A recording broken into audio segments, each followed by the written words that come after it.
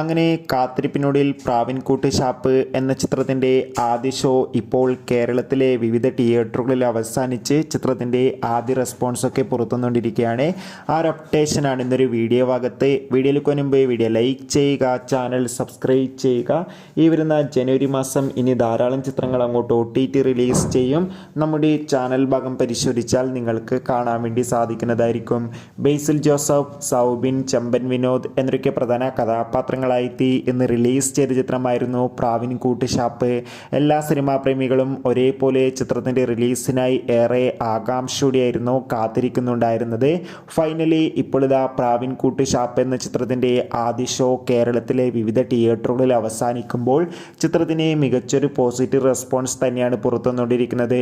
ചിത്രം കാണുന്ന സിനിമാ പ്രേമികളെല്ലാവരും ഒന്നടങ്കം പറയുകയാണ് പ്രാവിൻകൂട്ട് ഷാപ്പ് എന്ന ചിത്രം മികച്ചൊരു ത്രില്ലർ ചിത്രമാണെന്നും ചിത്രത്തിൽ സൗബിൻ്റെയും ബേസിൽ ജോസഫിൻ്റെയും മികച്ച അഭിനയം തന്നെ കാണാൻ വേണ്ടി സാധിക്കുന്നുണ്ടെന്നും. എന്തായാലും ചിത്രത്തിൻ്റെ കൂടുതൽ റെസ്പോൺസിനായി കാത്തിരിക്കാം.